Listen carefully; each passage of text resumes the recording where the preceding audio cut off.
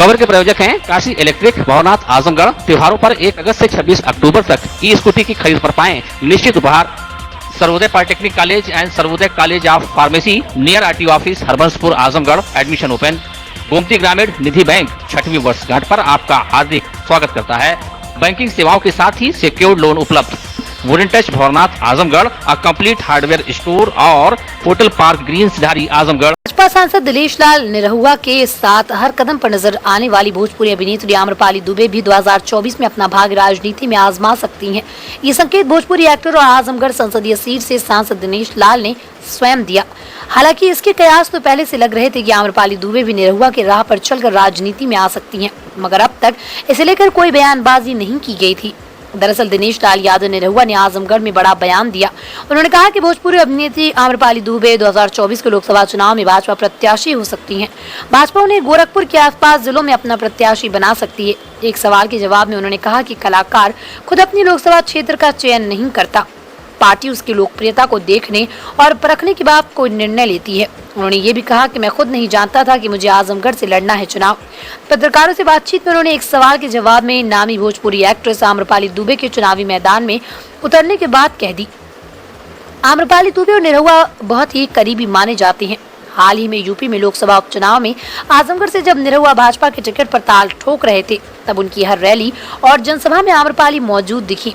यहाँ तक कि जब निरहुआ ने जीत दर्ज कर ली तो मुख्यमंत्री योगी आदित्यनाथ से मिलने के लिए निरहुआ और आम्रपाली दुबे दोनों एक साथ पहुंचे थे। एमएलए की बात कर रहे हैं, बिल्कुल नहीं। अगर उनको लड़ना होगा तो एमपी लड़ेंगे, एमएलए क्यों लड़ेंगे? क्या लगता है आम्रपाली जी राजनीति में सक्रिय हो गई? उस समय के साथ देखिए क्या है कि हम लोग कलाकार हैं। अभी यहाँ भी देखिए हम शूटिंग ही कर रहे हैं, अपनी फिल्म का काम कर रहे हैं, साथ में हमारा ऑफिस भी चल रहा है। जहाँ शूटिंग हो रही वहीं पूरा ऑफिस लगा हुआ है, वहीं प्रिंटर है, वहीं लैपटॉप है। सारी समस्याएं जो आ रही है तुरंत उनको टाइप किया जा रहा है, जिस विभाग को देना है वहाँ दिया जा रहा है। दोनों काम साथ में हो रहा है। अब रही बात तो उनके राजनीति में आने की, तो उस समय जैसा होगा, क्योंकि हम लोग भी कभी नहीं आना चाहते थे, पर हमको अगर ऐसा अवसर आया तो आना पड़ा।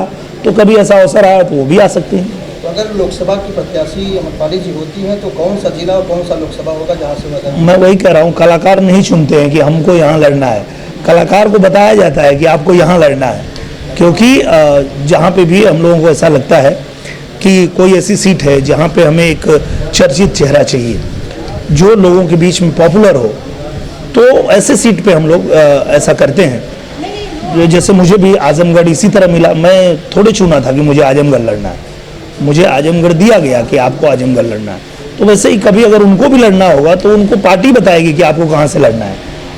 कलाकार खुद नहीं डिसाइड कर सकता कि वो कहाँ से लड़ेगा। मंदुरी हवाई अड्डे के विस्तारीकरण की चल रही प्रक्रिया के विरोध में किसान एकता समिति के बैनर तले लामबंद होकर आंदोलनरत हो चुके हैं। किसानों का कहना है कि आजमगढ़ हवाई अड्डे के विस्तार में सैकड़ों वर्षों से आबाद गांव, लोगों की जमीनों व बस्तियां उजड़ जाएंगी। ग्राम वासियों द्वारा अधिकारियों से संपर्क करने पर उनके द्वारा आधिकारिक रूप से स्थिति स्पष्ट नहीं की जा रही है, जिससे ग्राम वासियों में अत्यधिक भय व्याप्त हो गया। पूर्व में भी ग्राम वासियों की काफी जमीनें राष्ट्रीय राजमार्ग 233 में अधिग्रहित किया जा चुका है। अभी उस सदमे से वो उबर नहीं पाए थे। ये अतिरिक्त मानसिक व आर्थिक पीड़ादायक खबर सुनकर वो सदमे में आ गए। ग्रामवासी इस बात से आशंकित हैं कि इस समूचे प्रकरण में हमारी अवशेष समस्त भूमि व बस्तियां समाप्त हो जाएंगी, जिससे हमारे समस्त रोजी रोटी व मकान आदि की भयावह समस्या उत्पन्न हो जाएगी। किसानों का कहना था कि प्रशासन मौके पर सर्वे कराकर देख ले, यदि 80% किसान अपनी जमीन दे रहे हों तो जरूर ले लें। की जमीन जा रही है हवाई अड्डे में, तो हम लोग चाहते हैं कि थोड़ा डीएम साहब सर्वे गांव में करवा ले।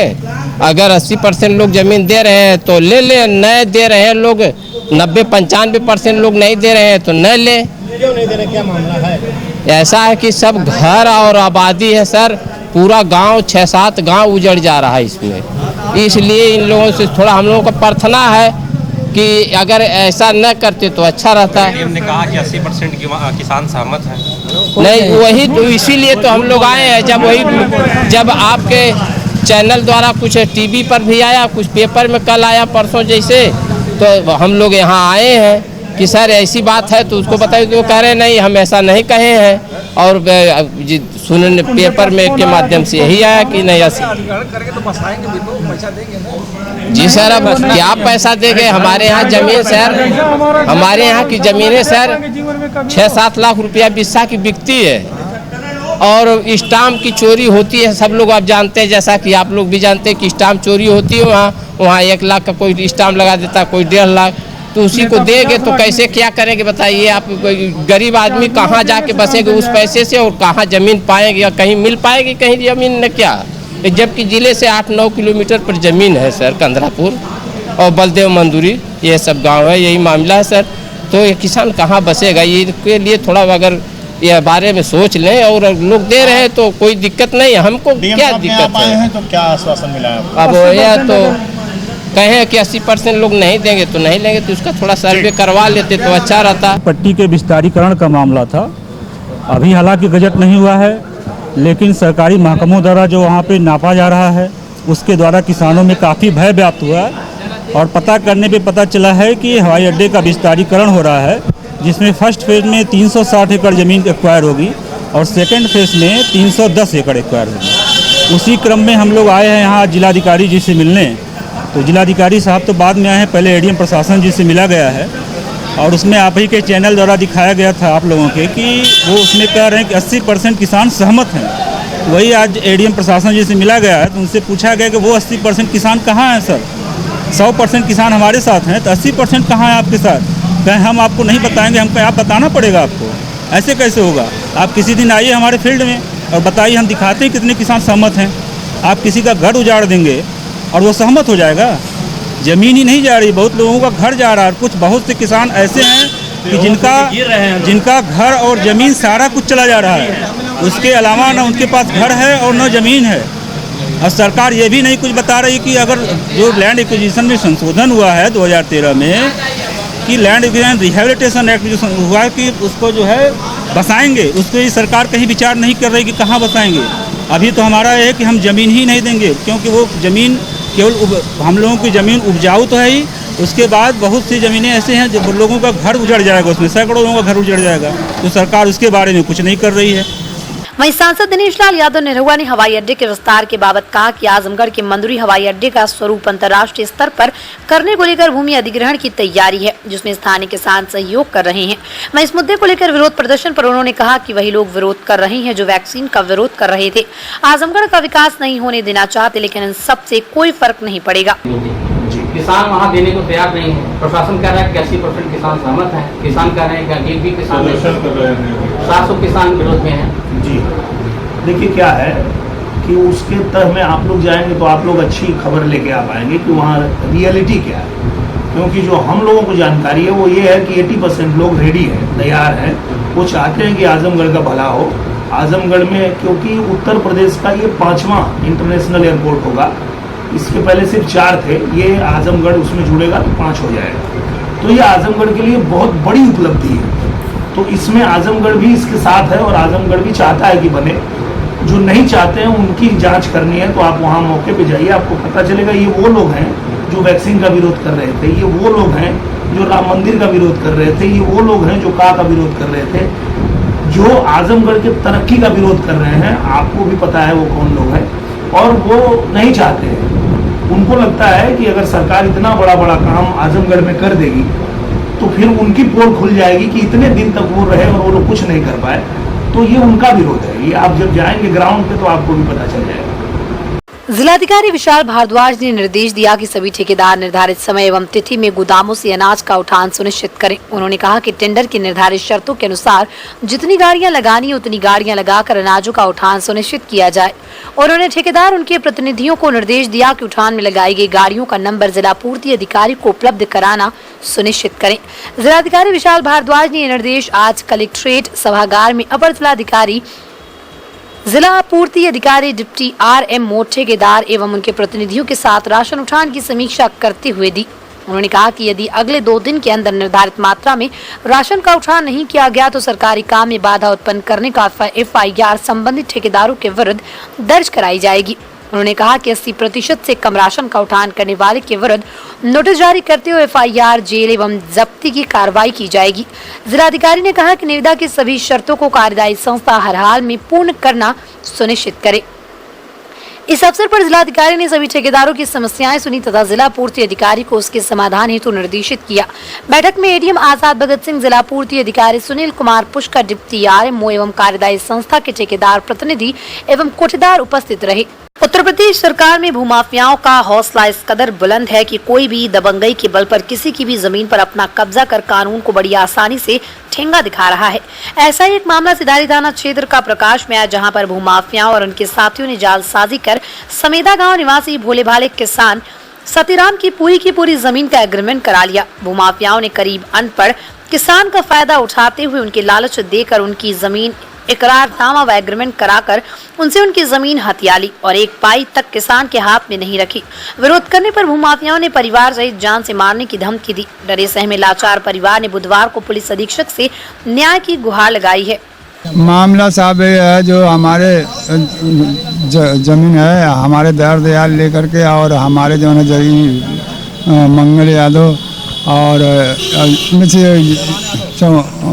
सब लोग जो है ना, जब भी उनके आदमी बहुत है। आजमून जो है संतोष सिंह, अच्छा यही जो है सबको भेजते रहते हैं। उसी में हम परेशान लोग जीने का, हमारे दूसरा में घर द्वार मड़ी कुछ नहीं हमारे पास में। एक पैसा दिए एग्रीमेंट कराए और करके रहे कि परमिशन करा रहे हैं और करवा लिए।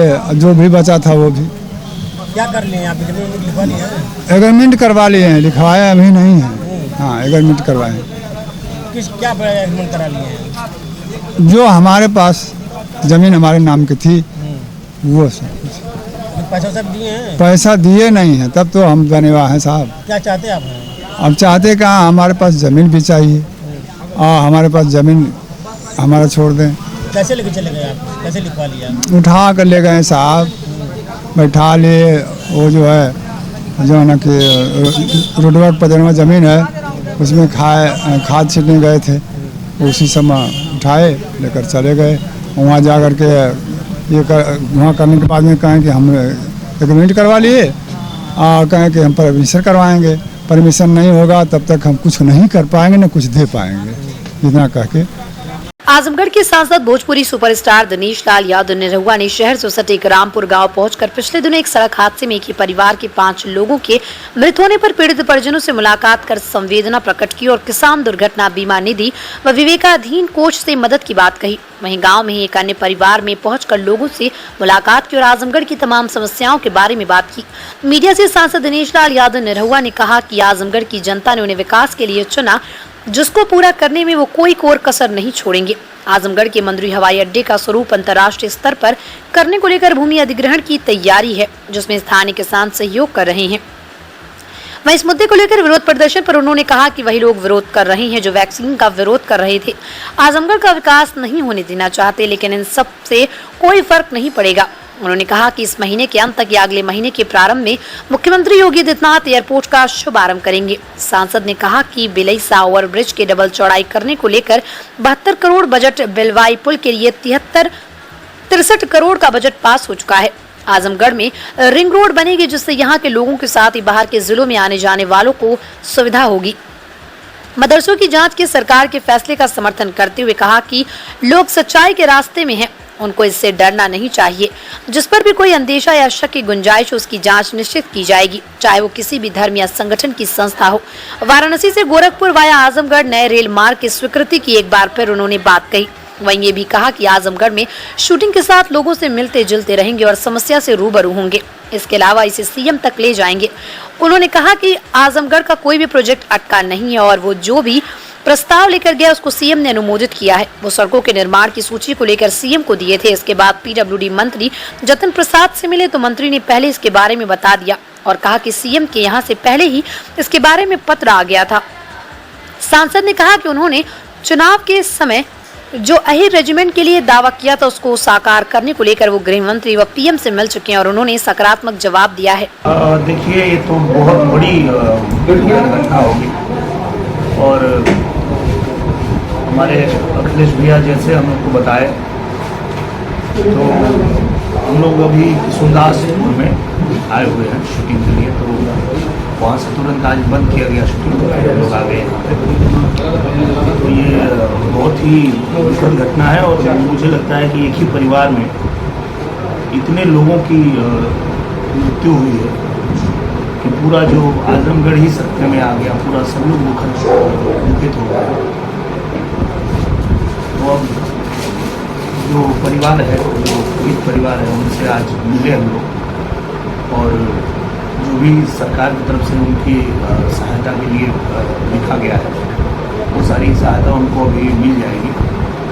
देखिए जो घटना हुई उसकी भरपाई तो कोई नहीं कर सकता है, लेकिन हाँ उस दुखित परिवार के साथ खड़ा रहना हम लोगों का कर्तव्य है। वो हम लोग आ गए और डीएम सर से भी बात हुई हम लोगों की, तो जिन महाराज जी को भी लिखा जा रहा है परिवार की मदद के लिए, और अभी आज हम लोग मिले हैं तो हम लोग भी लिखेंगे और उनकी जितनी मदद होगी वो हम लोग करेंगे।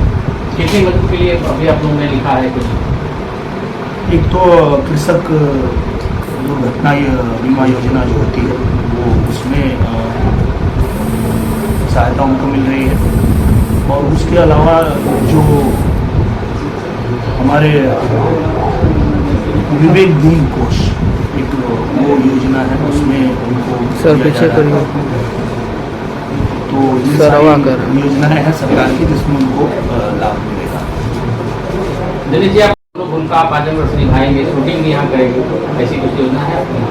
अब बिल्कुल देखिए आजमगढ़ ही में रहना है। अभी हम लोग अभी जो सत्र खत्म हुआ उसके बाद अब अगला सत्र जो चालू होगा वो होगा लगभग नवंबर के आखिरी में या दिसंबर में। तो इस बीच ये जो 3 महीना हमारे पास है उस 3 महीना हमको आजमगढ़ ही रहना है और आजमगढ़ में रह के आजमगढ़ के लोगों की जो भी समस्याएं हैं वो सरकार तक पहुंचानी है, और जिस भी विभाग में काम जो भी रुका हुआ है उसमें उनकी बात पहुंचानी है, क्योंकि जनता ने अपना प्रतिनिधि चुना है। तो हमारा यही काम है कि हम जनता का जो भी कार्य है वो करवाएं और उनकी आवाज़ जो है वो सरकार तक पहुंचाएं, और वो हम लोग लगातार कर भी रहे हैं। और आजमगढ़ के लिए बड़ी से बड़ी जो सौगात हो सकती है वो आजमगढ़ लेके आने का प्रयास किया जा रहा है। और साथ में आपने सही कहा हम आजमगढ़ में ही हैं, और निर्माताओं को भी ये बात कह दिया गया है कि अभी तो हम लोग आजमगढ़ में ही रहेंगे, अगर किसी को कुछ शूटिंग करनी है तो वो भी आजमगढ़ ही आएंगे तो ही हो पाएगा। तो जिनको शूट करना है वो आजमगढ़ आ रहे हैं और उनका भी काम चल रहा है, और जो हमारे जो जनता का काम है वो भी चल रहा है। 2024 में अभी कौन से ऐसी प्राथमिकता वाले काम है जो 2024 के पहले कराए जा सकते हैं? मुझे लगता है कि हम लोग 2024 के लिए काम नहीं कर रहे हैं, हम 2022 के लिए काम कर रहे हैं। 2022 में जो जनता ने हमें अपना सहयोग दिया, अपना आशीर्वाद दिया, अपना समर्थन दिया, अपना सेवक चुना, तो हम उसके लिए काम कर रहे हैं। 24 में क्या होगा नहीं होगा उससे हमको कुछ लेना देना नहीं है। हमें काम करना इसलिए कि जनता ने हमें अपना प्रतिनिधि चुना है और जनता ने भरोसा किया है कि हमारे लिए काम होगा, और कहीं न कहीं उनके भरोसा पे हमारी सरकार खरी उतर रही है। पूजनीय महाराज जी भी और प्रधानमंत्री जी भी, या हमारे रक्षा मंत्री या हमारे रेल मंत्री, जिस मंत्रालय में भी आजमगढ़ का कागज जाता है वो रुकता नहीं है, 1 मिनट में पास हो जाता है। तो मुझे लगता है कि ये जो जनता ने भरोसा किया कि हम सरकार के साथ जाएंगे तो आजमगढ़ का भला होगा, हम उसके लिए काम कर रहे हैं कि आपने जो भरोसा दिखाया है उस भरोसे पे हमको खरा उतरना है।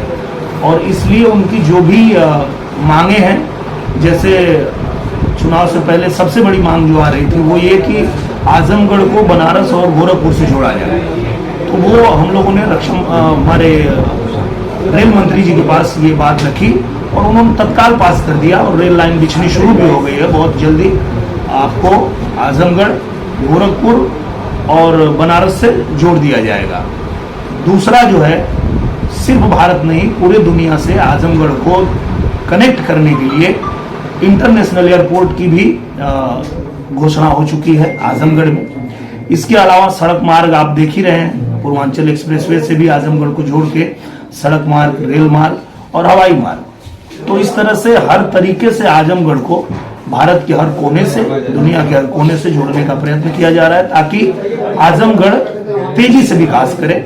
और उसके अलावा जो भी आजमगढ़ के अंदर की जो समस्याएं हैं उस पर भी लगातार काम हो रहा है। जो भी मंत्रालय में जो भी काम है वो हम लोग लगातार लिख के भेज रहे हैं। और सबसे खुशी की बात यह है कि आजमगढ़ की जनता ने जो प्यार आशीर्वाद हमें दिया है उसमें हम लोग बहुत सफल इसलिए भी हो पा रहे हैं कि किसी भी विभाग में, किसी भी मंत्रालय में कोई भी हमारा काम रोकता नहीं है, 1 मिनट में हम लोग का काम हो रहा है, तो ये हमारे लिए बहुत खुशी की बात है। पिछली बार जब आप आए थे तो आपने कहा कि 1-1.5 से महीने में डोमेस्टिक एयरपोर्ट का उद्घाटन माननीय मुख्यमंत्री योगी जी करेंगे जी। क्या उसमें अब कुछ डिले है या बिल्कुल डिले नहीं है। मैं अभी तो था नहीं, तो मैं अभी आ गया हूँ और अब मैं हमारे मुख्यमंत्री जी का समय लेके उनको बुला के और उसको अब उद्घाटन करा के उसको शुरू कराया जाएगा, क्योंकि वो पूरी तरह तैयार है जनता को समर्पित करने के लिए। तो बहुत जल्दी उसको उद्घाटन भी करवा लेंगे। और उसके अलावा पूजनीय महाराज जी अभी कुछ दिन पहले ही आए थे आजमगढ़ में, तो उन्होंने जो परियोजनाओं को यहाँ पे लोकार्पण करके वो गए हैं, वो उसका भी काम अब शुरू होने जा रहा है। तो जैसे अभी देखिए हम लोग के साथ में बैठे हैं हमारे गुड्डू मिश्रा भैया, जिले की जितनी सड़कें हैं, जितनी पुल है, जितना जो वो सब इन्होंने हम लोगों को लिख के दिया और सब हमने मुख्यमंत्री जी को दे दिया। उसमें आपके बेलैसा का जो पुल है वो डबल हो रहा है, वो पास भी हो गया, उसका बजट भी आ गया। मुझे लगता है 72 करोड़ रुपए पास हो गए। ओवर ब्रिज वो अभी शुरू होने जा रहा है। उसके अलावा जो हाँ 85 वो बिलवाई वाला, हाँ वो भी 85 करोड़ उस पर भी पास हुआ है, वो भी अब शुरू होने जा रहा है। बरसात के बाद ही आप देखेंगे कि पूरा आजमगढ़ कायाकल्प होने लगेगा, क्योंकि माननीय गडकरी जी से भी मैं मिला था, तो उनसे भी मैंने आजमगढ़ के लिए एक रिंग रोड मांगा है, जो उन्होंने पास कर दिया। तो आपका रिंग रोड भी बनना शुरू हो जाएगा। कहाँ से कहाँ तक जाएगा? पूरा जो आपके आजमगढ़ के अलग अलग जिलों से जो जितने नेशनल हाईवे आ रहे हैं, उन नेशनल हाईवेज को गोल करके और उसको जोड़ दिया जाएगा, ताकि अगर कोई गोरखपुर से आ रहा है उसको गाजीपुर जाना है तो वो वहीं से निकल जाएगा, किसी को बनारस जाना है तो वो रिंग रोड से ही निकल जाएगा, शहर में आके जाम नहीं लगेगा। तो इसलिए ही वो रिंग रोड की आवश्यकता थी और वो भी हम लोगों ने करा लिया। आज देवारा में हम लोग जा रहे हैं, एक पुलिस चौकी की बहुत समय से मांग थी जो नहीं हो रहा था, तो आज उसका उद्घाटन होगा, वो भी पास हो गया है। और बाकी मुझे लगता है कि जो चीज़ें संज्ञान में आ रही है वो सरकार के पास लेके जा रहे हैं, और खुशी की बात यह है सरकार सहर्ष उसको तुरंत पारित कर रही है और उस पर काम हो रहा है। देवारा की बाढ़ की समस्या का समाधान? देवारा में जो बाढ़ आती थी, इस बार तो खैर बारिश हुई नहीं, इस बार तो ऐसे ही परेशान है सब लोग, सूखा ग्रसित हो गए हैं। और लेकिन उसके लिए हम लोग केंद्र में भी बात किए हैं और हमारे प्रदेश सरकार में भी बात किए हैं।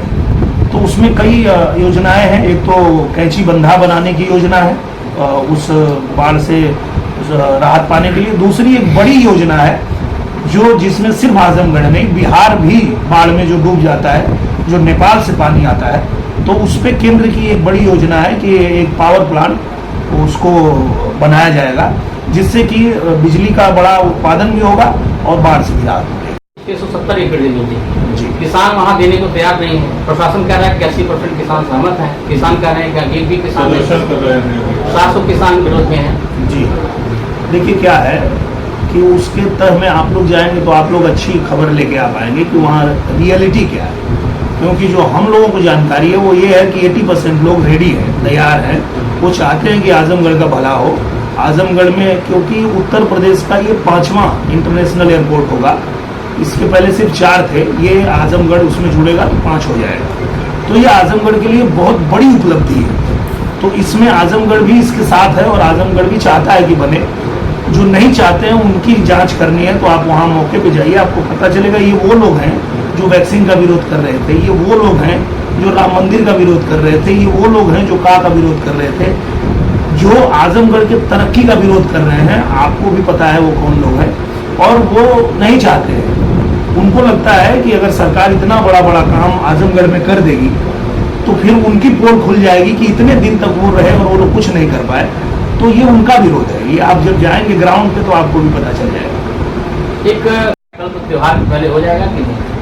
हो जाएगा, क्योंकि देखिए ये बरसात खत्म होते होते ही आपको दिखने लगेगा, क्योंकि सब पास हो चुका है। ऐसा नहीं कि कोई काम रुका हुआ है। हम लोगों ने जितना भी काम दिया, खुद जब मुख्यमंत्री जी आए थे और उनको हम लोगों ने दिखाया भी कि ये सड़क है सर, ये बाईपास है, ये यहाँ पे ये दिक्कत है, वो सारा उनको लिख के भी दिया गया।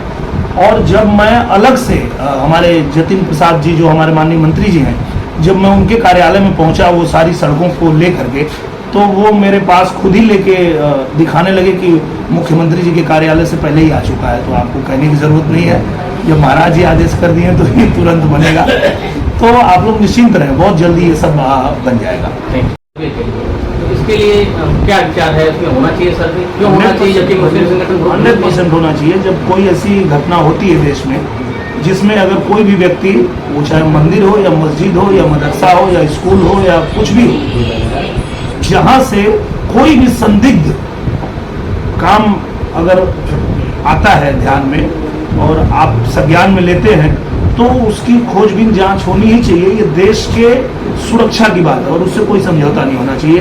मैं ये नहीं कहता कि सिर्फ मदरसे की, अगर ऐसी कोई गतिविधि आपको पता चले कि किसी स्कूल में हो रही है, किसी मंदिर में हो रही है, वहाँ भी जांच होनी चाहिए। आपने लोकसभा चुनाव के दौरान एक बयान दिया था आहिर रेजिमेंट, तो यादव बिरादरी की मांग है कि क्या कुछ सरकार से बात आपकी हुई है? बिल्कुल बिल्कुल, यही तो है। हम जो कहते हैं वो तुरंत करते हैं। हम जब मिले जाके तो दिल्ली में पहुंचने के बाद प्रधानमंत्री जी से, गृह मंत्री जी से और रक्षा मंत्री जी से, तीनों लोगों से उनके सामने मैंने ये मांग रख दिया कि ये एक मुद्दा है जो बड़ा मुद्दा है, जिसपे लोग चाहते हैं कि ये बने, एक सम्मान का मुद्दा है। तो इस पे आप लोग अगर जल्दी कार्रवाई करेंगे तो अच्छा रहेगा।